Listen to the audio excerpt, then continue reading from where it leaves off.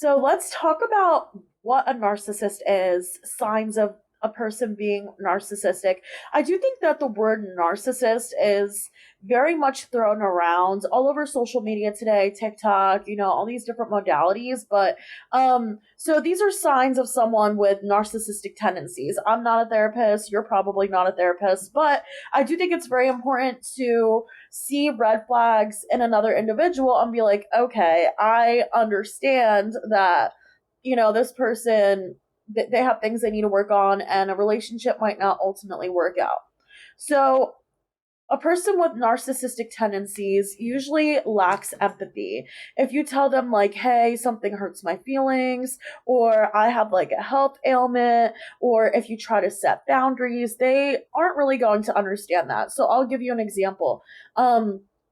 When I left my parents' house, I learned more about setting boundaries because I'm someone who has always been a people pleaser, just like many of you. And I would tell my parents, like, hey, I'm not okay with you constantly texting me, constantly calling me. I'm engaged, I'm an adult, I'm no longer living in your home. And they wouldn't have like the empathy to understand that, they're causing me mental health issues by constantly calling, or it's causing issues in my relationship, or whatever it is. Like, there was just this lack of understanding, lack of empathy. Lack of empathy is like putting yourself in someone else's shoes. So if someone is constantly trying to explain to you, like, hey, what you're doing is very uncomfortable, or this whole scenario is extremely uncomfortable for me, and they don't care to put themselves in those shoes, then you can tell this person lacks empathy.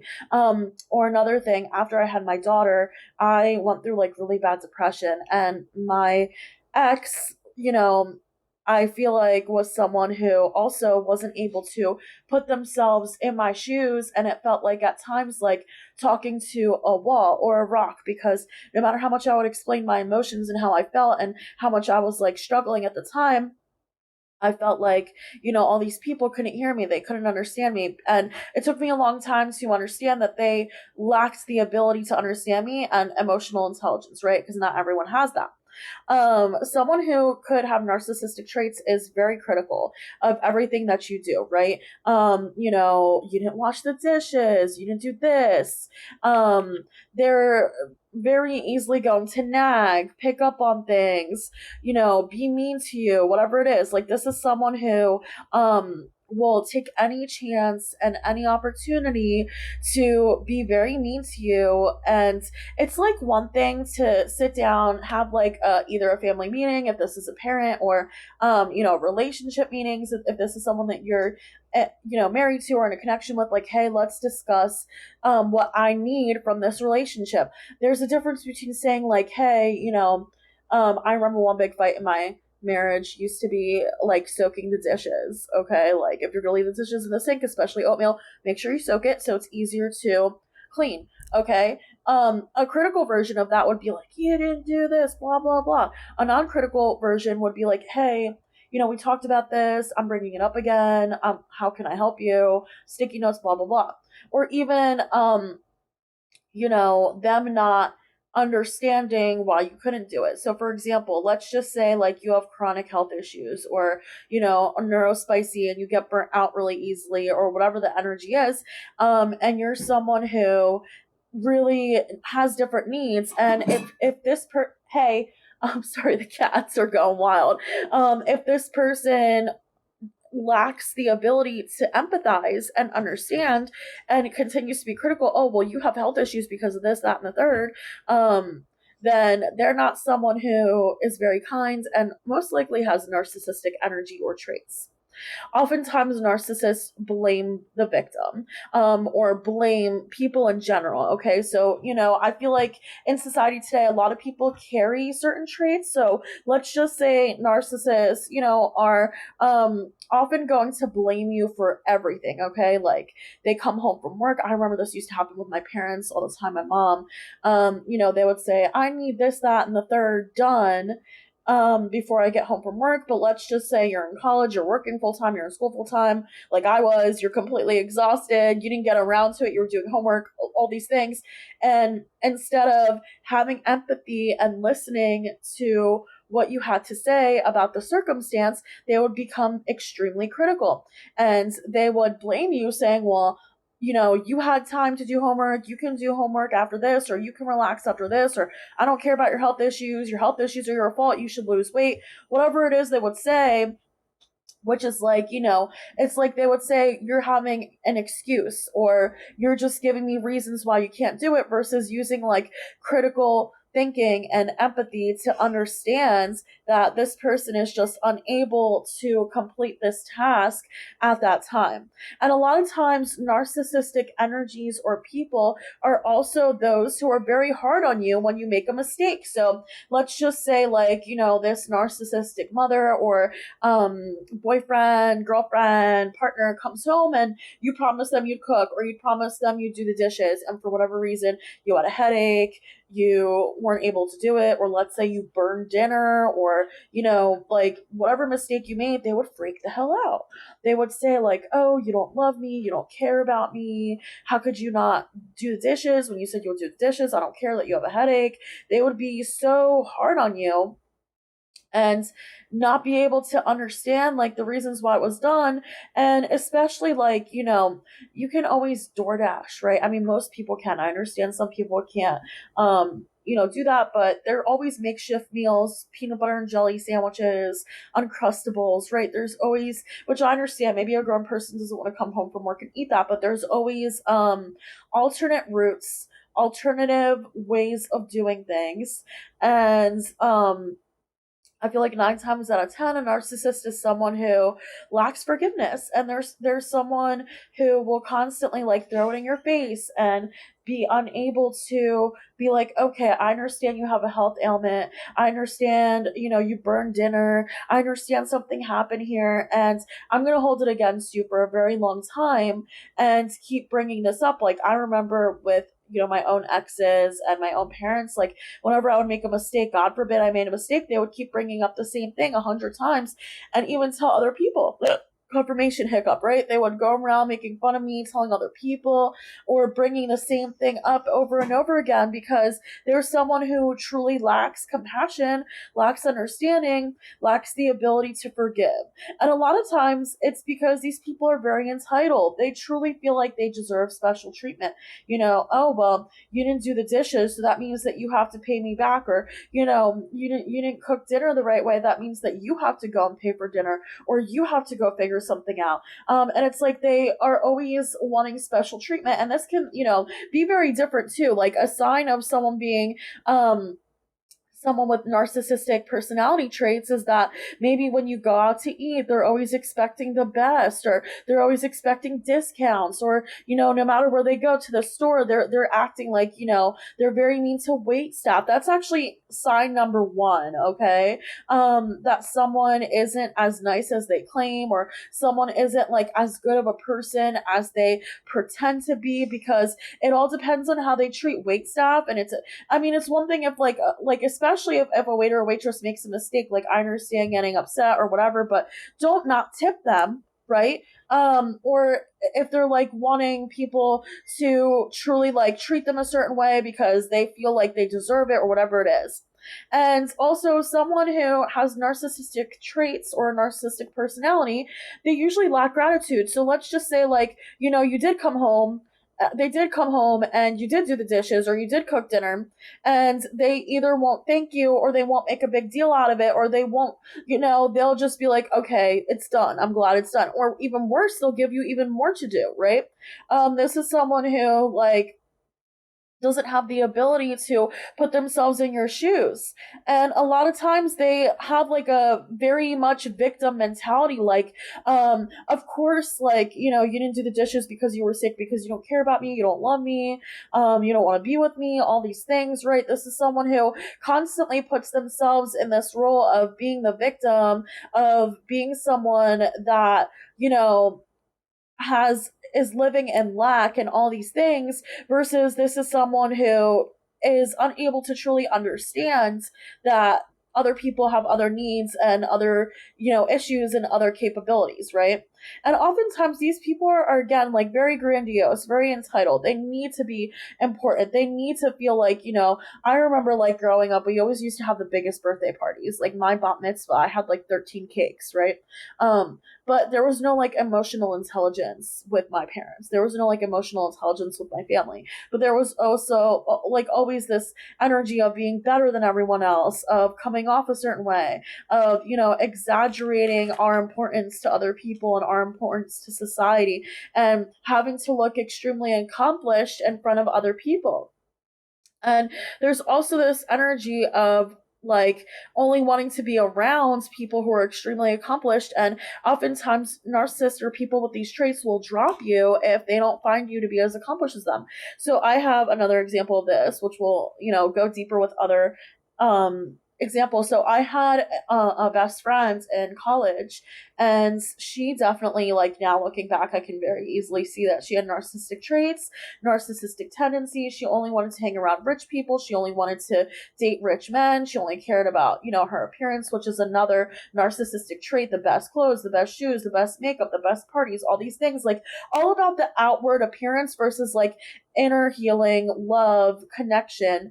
So this person would keep me around, because I'm a reader, and for my empathy, I've always been overweight, and I've always, had different morals and standards than her. And it was very apparent that she didn't bring me around her other friends.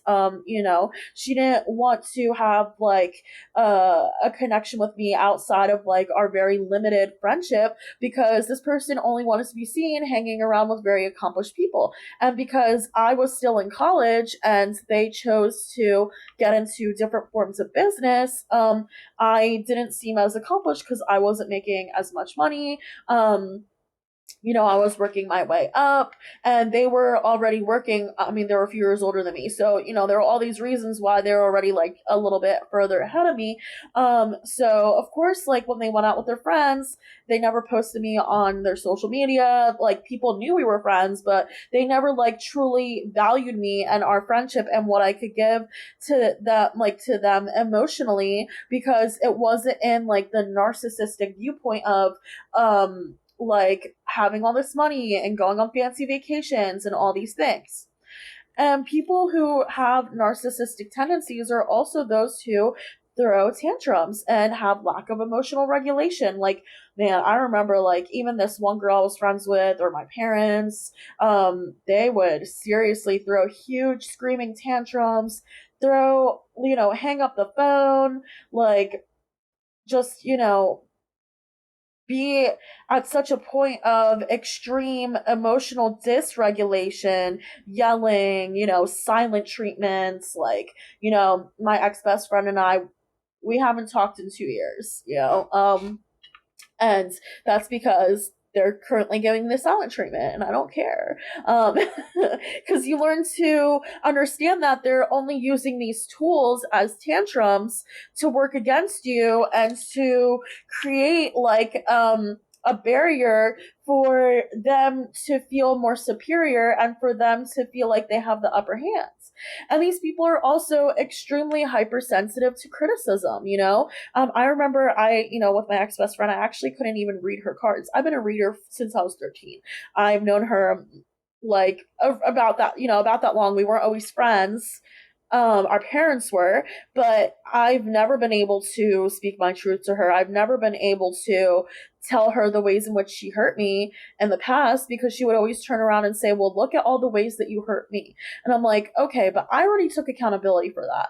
I took accountability many times. And also, I'm not 21 years old anymore. I'm almost 28. I have my own kids, or at the time, the last time we spoke, I was probably like 25, 26. And I would be like, listen, I have kids now. I was married.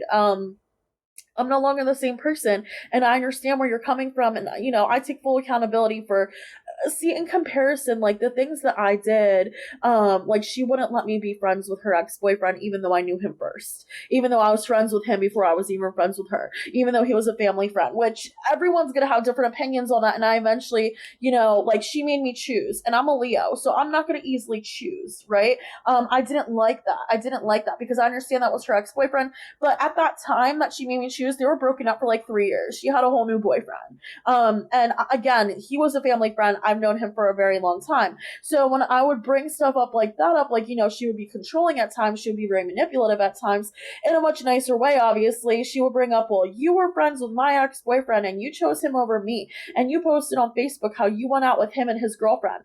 Okay, so I was a third wheel. I went out with him and his girlfriend. I didn't date the dude. You know what I mean? I never wanted the dude. It was all about like me being like, he talked to my mom, like literally, like that her ex-boyfriend and my mom probably still talk. Okay.